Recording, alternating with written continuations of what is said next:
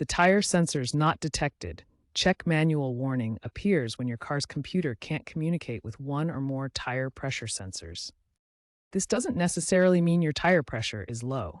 It indicates a problem with the sensor itself or the system. Common causes include a dead sensor battery, which typically lasts 5 to 10 years, sensor damage from tire changes, or electronic interference. The TPMS system is designed to monitor tire pressure and alert drivers to deviations from optimal levels, reducing the risk of accidents caused by under- or overinflation. Ignoring this warning can lead to increased repair costs and potential safety hazards.